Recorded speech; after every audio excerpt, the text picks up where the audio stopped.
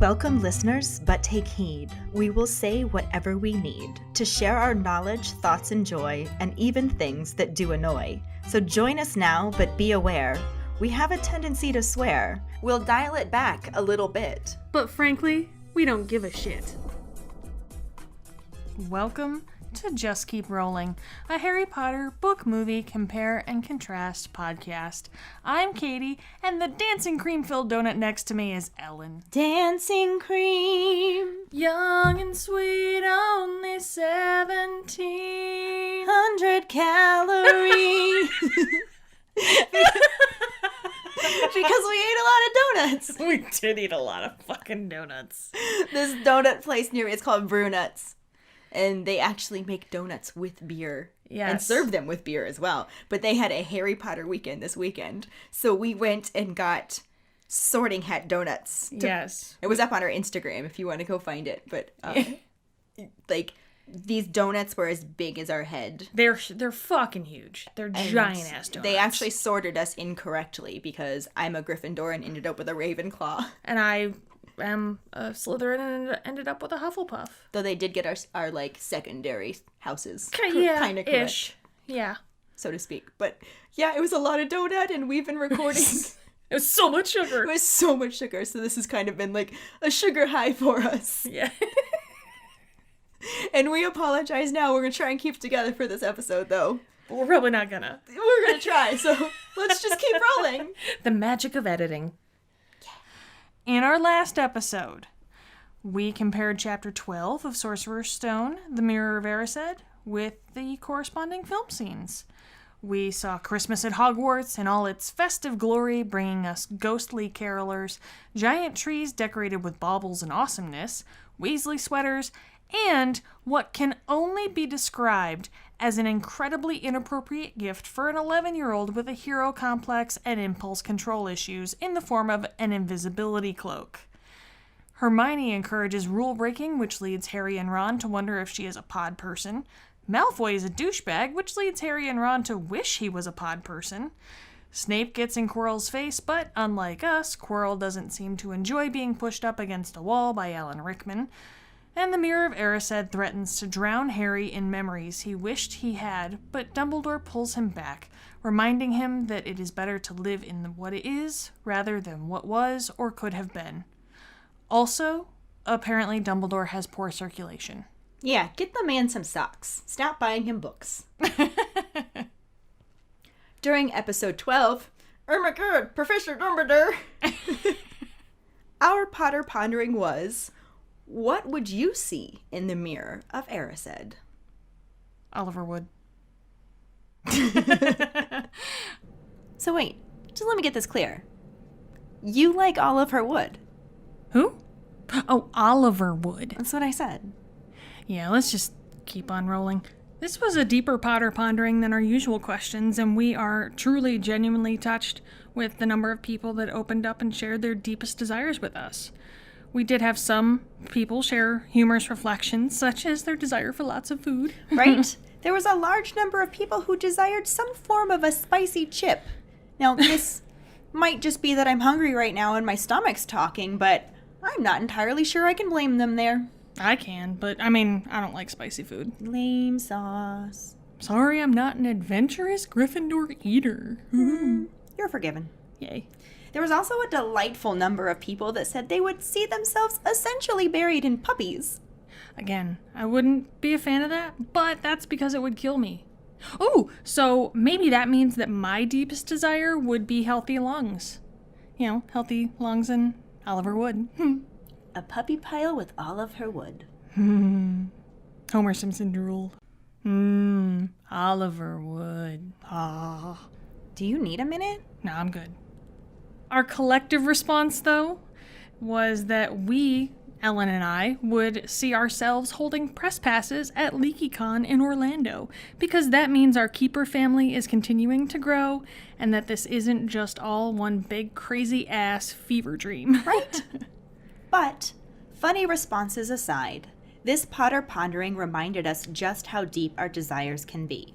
So many responses were parallel to Harry's own reflection in the Mirror of Erised. with deepest desires manifesting as the return of lost loved ones, families of their own, and delivery from personal pain and suffering. So many said they would see themselves holding a lost child or with a child that could not be. For those of you out there struggling, know that you are not alone and that you are loved. We know that Harry Potter can be a wonderful escape, and we hope you can find solace within the fandom. We see you, we love you, and you are enough. Thank you so much for opening up and sharing your deepest desires with us. Our hearts are full that you let us in. Our trivia question last week was, what curse does Malfoy use on Neville in Chapter 13 of Sorcerer's Stone? If you answered the leg locker curse or locomotor mortis, then you got it. In a shocking twist, this week's winner is Quincy! Dun dun dun! Dun dun dun! It's not that shocking. This is actually his fourth week in a row. But this time, though, you know what is shocking? This time, he actually spelled out the code words as 2 words for me, because he loves me. He wanted to see you smile. He did, and I did smile. She smiled a lot. And he's the lucky recipient of 17 of my bonus points, which are worth more than Ellen's. So only in her mind. It's the only place it matters. It's the only place it matters. I was a little bit worried at first because he did not answer it at 5 in the morning this time. It was a little bit later in the morning.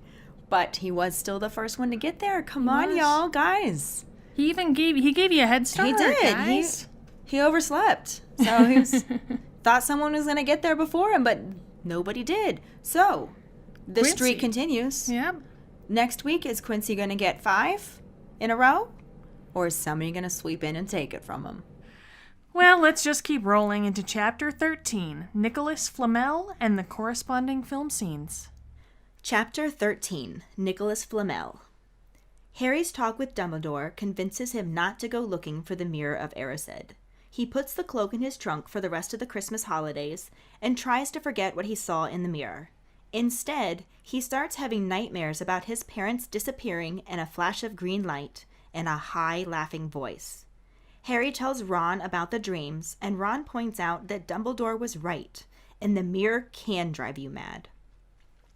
Hermione returns from break and is both horrified that Harry was out of bed at night and disappointed that he still had not been able to figure out who Nicolas Flamel is.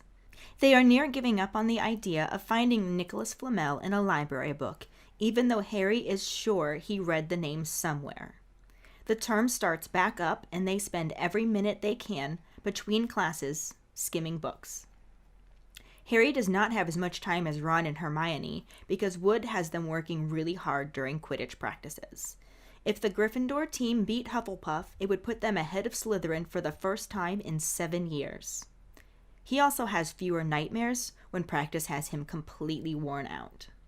During one of the practices, Wood tells the team that they have to stop messing around because Snape is going to be refereeing the match, and he will be looking for any excuse to take points away from Gryffindor. Everyone on the team is really upset and worried, but not as much as Harry, who heads straight back to the Gryffindor common room to find Ron and Hermione. The two are playing chess, which is the only thing Hermione ever loses at. Ron initially tells Harry not to say anything so he can concentrate, but then gets a good look at Harry's face and asks what's wrong. Harry tells them that Snape is going to be the referee for the Quidditch match, and they both encourage him not to play.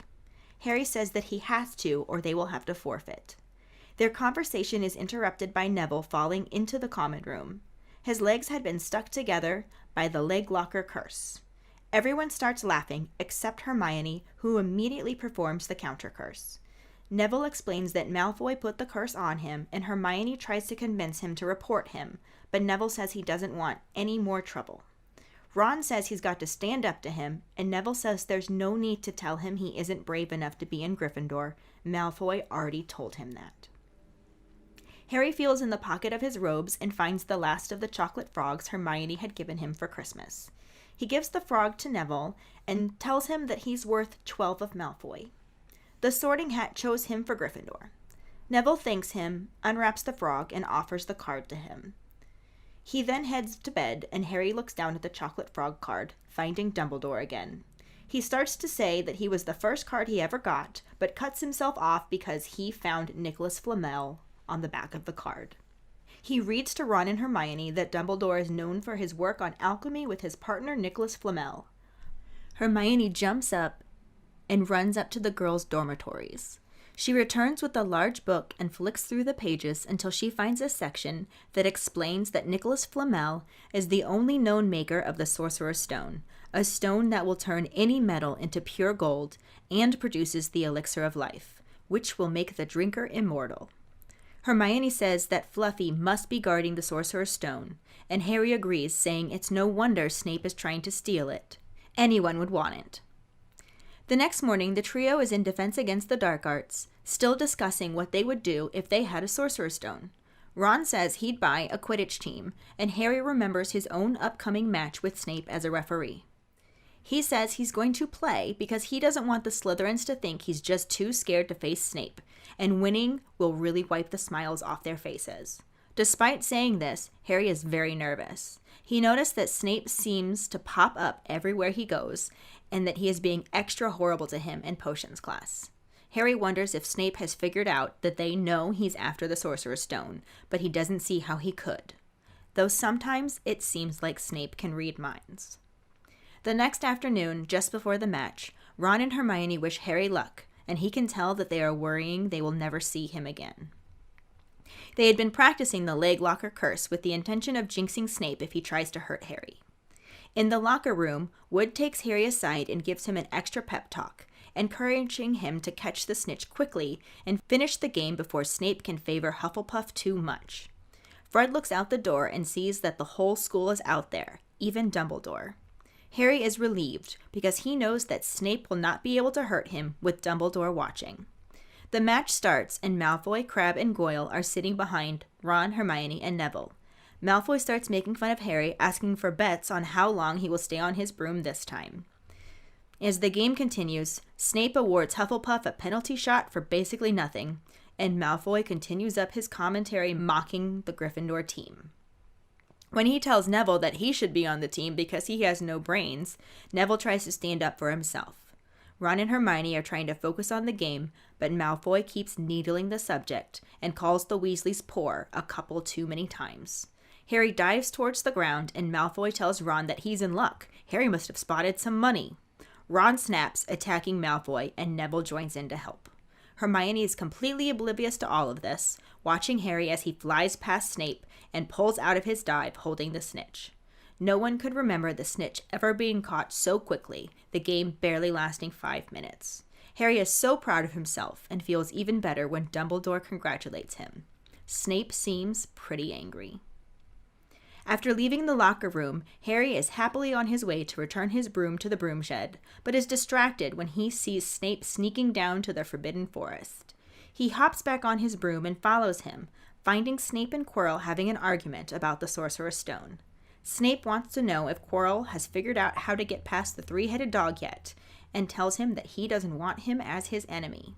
Quirrell just stutters, and Snape says something about his hocus pocus, then that they will talk again soon, after he has a chance to decide where his loyalties lie. Snape stalks off, leaving behind a shocked Quirrell. Harry makes it back to the common room, finding Ron and Hermione, who wonders where he has been. Ron is rambling about winning, hitting Malfoy, and Neville getting knocked out, but Harry interrupts him to tell them what he overheard.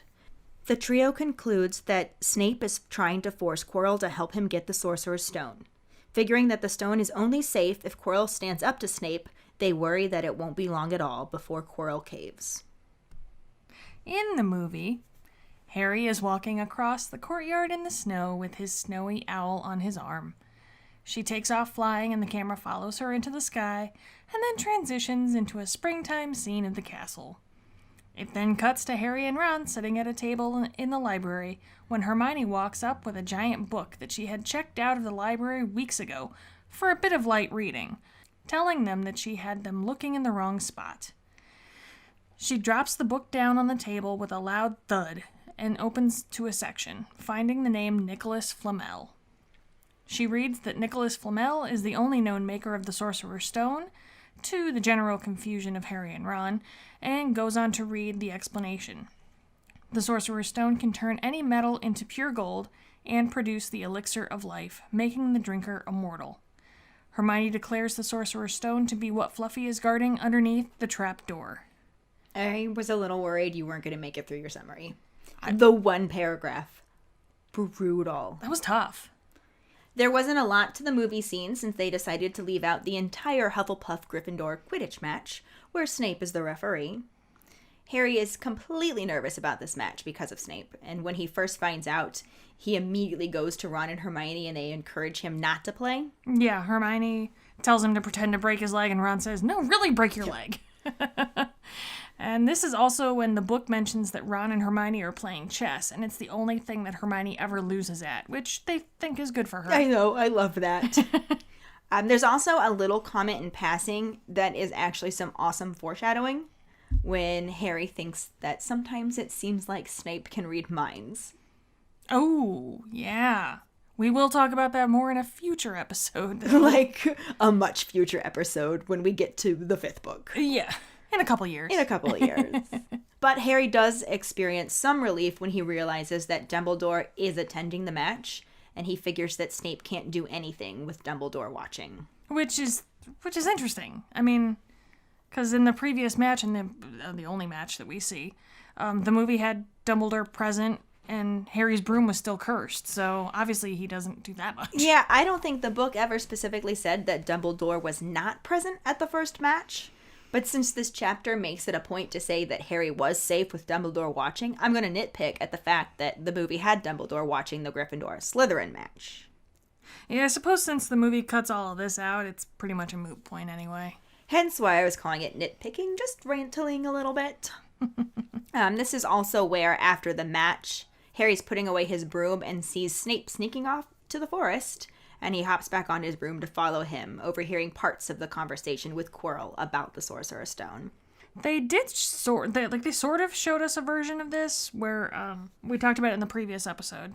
Yeah. When Harry hears Snape talking to Quirrell in the corridor near the the library, right before he finds the Mirror of Erised.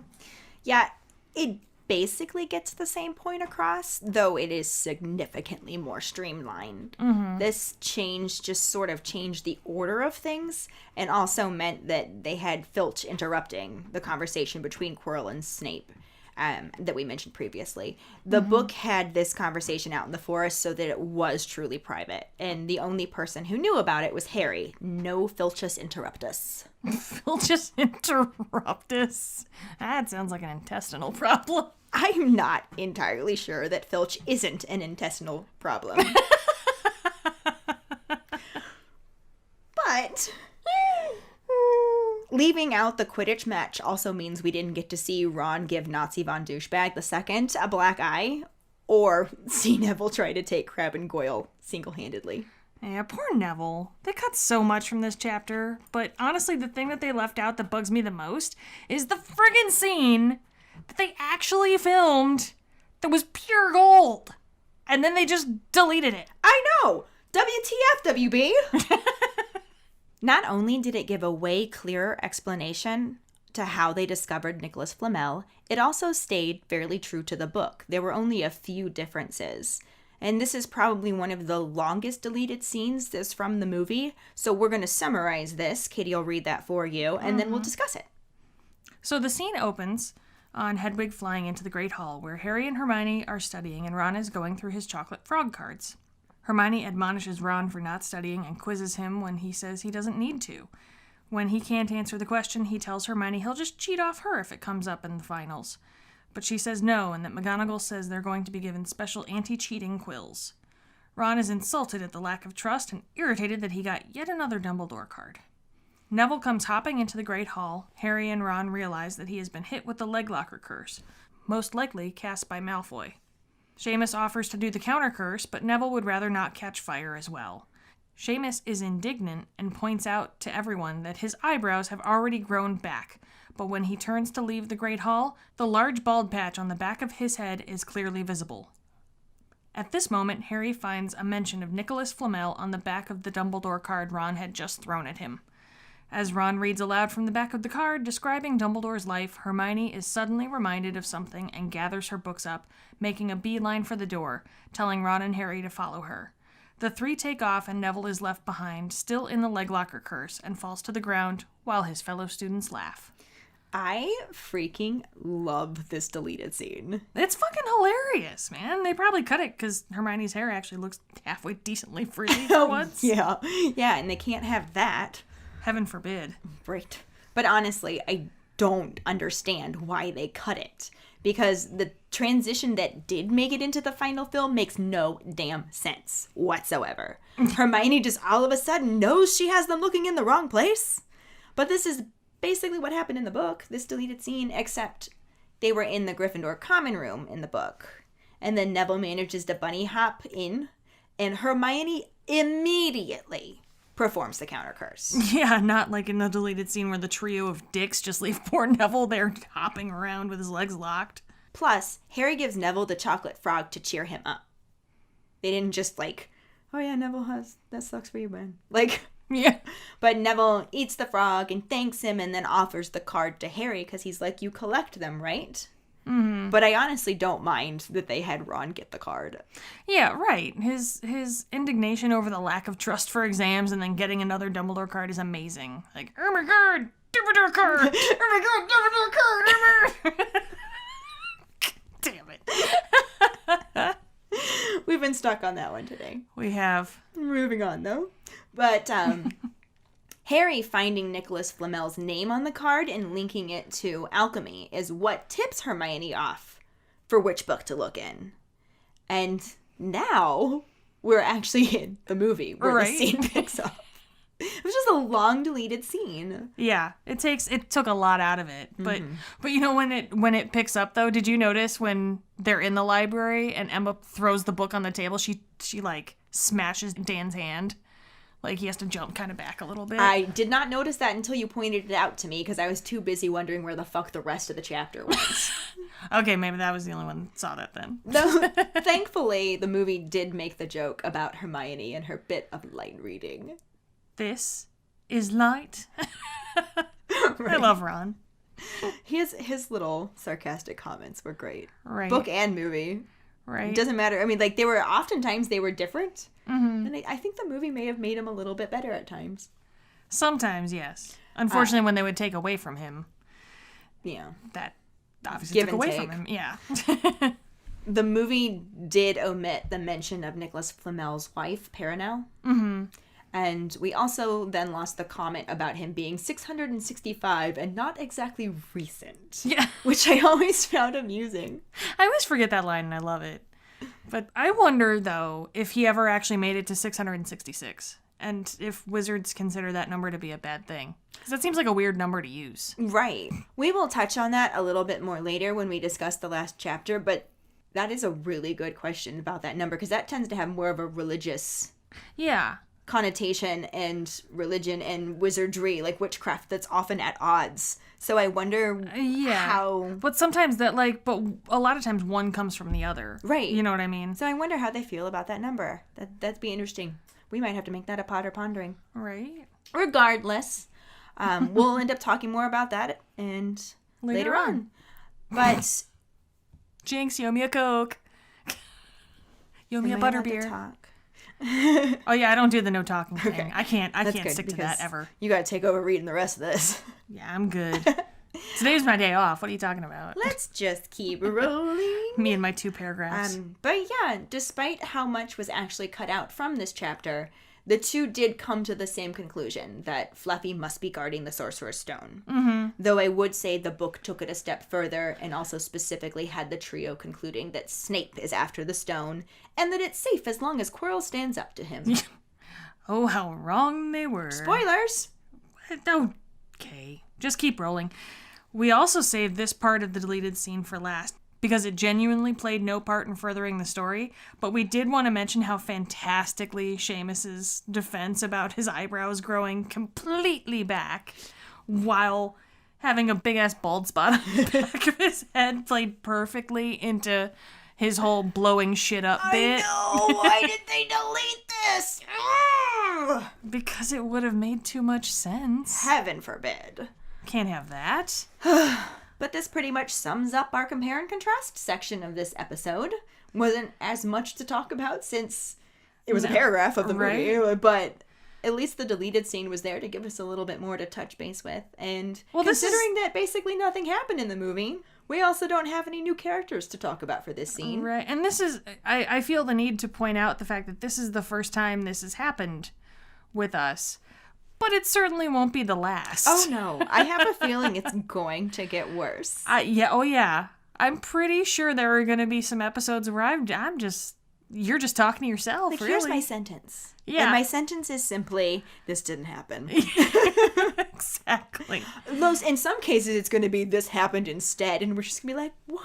It's like, Yeah. Why would you have done that? I would, in a lot of those cases, I would much rather just not say anything. But that's not how we do things here. We're not going to lie to the Right? keepers. Can't We do bring that. them the truth. We're all about the truth. We're all about the veritas over here at Just Keep Rolling. But that being said, since we don't have anyone new to introduce, we don't have... I don't think we have anybody new for the rest of the... I movie, don't do think we? we do.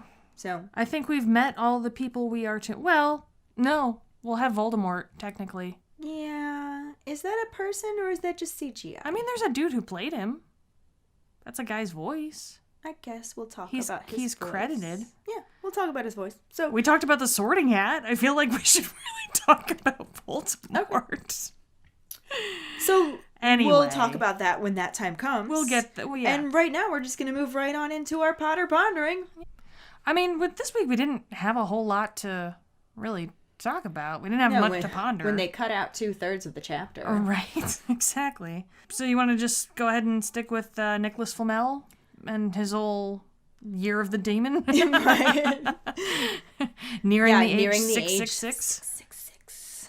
That just, I mean, I just wonder if it is actually considered a bad thing, or... In the wizard world. I mean, I know they do divination. They do runes. They must do numerology in some capacity. Yeah, so if any of you guys have any ideas or actual insight or education into the history of that number and numerology and other random... Oh, yeah, we don't really want to get into like a big theological discussion. We can get into a little one. Sure. But like, if you guys know anything, by all means, share it with us. Mm-hmm. We'll actually probably do our own bit of research on this one as well. Yeah. Because I find that a very good question, very interesting. But if anybody out there listening already knows some stuff, then by all means, educate us. Like, I'm not gonna lie, I almost feel like it's such a weird number for... Of all of the ages that she could have picked. That she could have thrown in. It's such an odd number to throw in. And it's literally an odd number. Well, look at you. You did a thing. But I almost like wonder, it feels like it should come into play later and then it doesn't. You know what I mean? Yeah, interesting. So yeah, let us know what you guys think about Nicolas Flamel's age. Mm-hmm. And if that would be considered a bad thing in the wizard world or not, the number 666. Right. And also, if you guys have any questions for us, by all means, please post them on our Facebook page so we can talk a little bit more about this episode, since we didn't have a ton of ponders. We really didn't, no. Well, that'll just bring us right into our Sorting Hat story this week. And we're going to be telling you about Tabitha Dial, who you heard a little bit about, like 2 episodes ago, something like that. Give or take. Yeah, she's one of our patrons. She does divination, and she does Tarot and tea leaf readings. Yeah. And cheese astrology. Oh, that's right. I love cheese astrology. I don't know what it is, but I love it. Because it has cheese. It has to do with cheese. I'm happy. But yeah, Tabitha says, I didn't experience Harry Potter until a visit to a lifelong friend. She was in Germany at the time. She was an instructor at a school and snuck me in with her to their theater, where she showed me the first movie on the big screen. A few minutes into experiencing Hagrid, and I whispered, "It's so good!" Because it's so good. Right? I knew I'd changed forever. I've been sorted into Gryffindor via the Pottermore site. I feel it suits me because I can be pretty loud and I can crave the spotlight.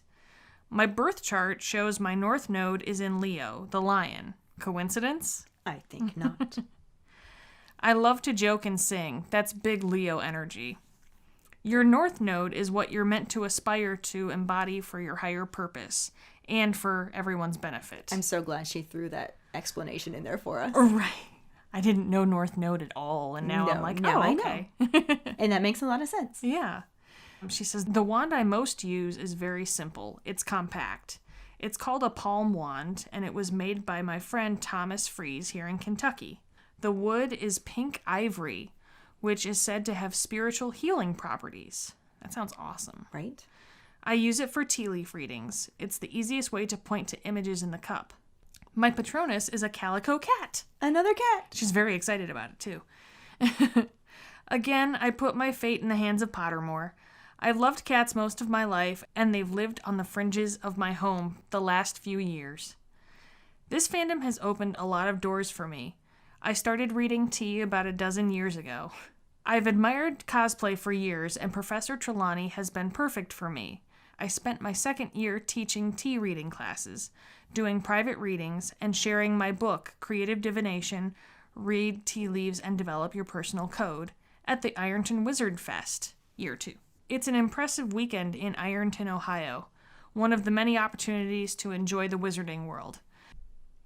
I wish to reiterate the fandom adage that no one should have to live in a closet, and I support trans rights. It's one of the reasons we love you. One of many reasons. One of many, many reasons. Yes. I also have bipolar. I've lived nearly 10 years with my diagnosis. Most of it has been smooth. I'm lucky to have support, healthcare, and proper meds. Working on what I love and interacting with other Harry Potter fans are a couple of healthy mechanisms that instill hope and keep my brain from convincing me that I should be depressed. I look forward to everyone's stories. It's been so nice to share. It was also so nice of you to share, Tabitha. Yeah. We love, to everybody, we love hearing your stories and getting to read them on here. And like, this is something that we really look forward to doing. Mm-hmm. So if you've been listening to us and you haven't sent us your story yet, please email it to us at justkeeprolling@gmail.com. Yes. Please. We want your stories. We want to hear about you guys. I feel like you guys know all about us. Oh, yeah, you have to hear us talk all the time. Yeah. So we want to hear from you. Exactly. And that brings us to this week's trivia question, which is, according to Hagrid's outdated book, what should you feed a baby dragon? With bonus points if you can also tell us how often you should feed said baby dragon. If you know the answer, head to our Facebook page at JKR Podcast and try to find the post before Quincy does. Or, when he makes up his own post for it. Yeah, not that I'm not rooting for my fellow Gryffindors, but this competition is super exciting. Will this become week 4 for Quincy, or is there a Slytherin out there who can take him? Or a Hufflepuff or a Ravenclaw. Fine. Comment under the post with the answer and the code word #Norbert. Whoa, wait, what? No, I don't want it to be a hashtag. Then it has to be one word. I know. But this time it was actually one word. This time? Anywho, #Norbert. The prize for the first one who responds with the correct answer and the hashtag code word will get a bitch is a witch, motherfucker's a wizard, just keep rolling, or a pride sticker. Another way to get a sticker is to rate and review us. If you are an Apple person, you can do that through the Apple Podcast or iTunes app. If you don't have Apple, you can write a recommendation on our Facebook page. Then email us at justkeeprolling@gmail.com and let us know that you did, and we'll get back to you to figure out which sticker you want and where to send it. Don't forget to find us and follow us on Facebook at JKR Podcast and Twitter and Instagram at Just Keep Rolling. If you would like to support us as a patron for extra perks, you can go to patreon.com/justkeeprolling. We actually just reached and slightly surpassed our first goal through Patreon. As a result, we will be producing a bonus podcast every month called Potterheads: A History, where we will delve further into the fandom, have patron guest hosts, and cover a wider range of topics that relate to the wizarding world. We have already released our first episode of Potterheads: A History at the end of December. It was our Christmas special with our patron and support badger, Carly Ferguson, as our guest host. The second episode will be coming out before the end of January, with today's featured Sorting Hat story, Tabitha Dial, as our guest. We will go into more detail exploring divination within the wizarding world, and we will finally get to find out just exactly what cheese divination is. So keep an eye out for that. The first few episodes will be available for everyone, but this will predominantly be a patron-only perk. When we reach our next goal, we are going to get our store up and running. We've been designing t-shirts, mugs, stickers, buttons, artwork, scarves, and have several other ideas on the horizon. You can see pictures of our designs and follow the progress through our social media and Patreon accounts. In addition to the normal perks available to patrons, each tier level has an extra perk available for the first 5 patrons who sign up. So check us out, and as always, any support you can give is greatly appreciated. Join us next week when we talk about Chapter 14, Norbert the Norwegian Ridgeback, and the corresponding movie scenes. Thanks for listening. We hope you hear us again. I'm Katie. I'm Ellen. Until the next time, just keep rolling.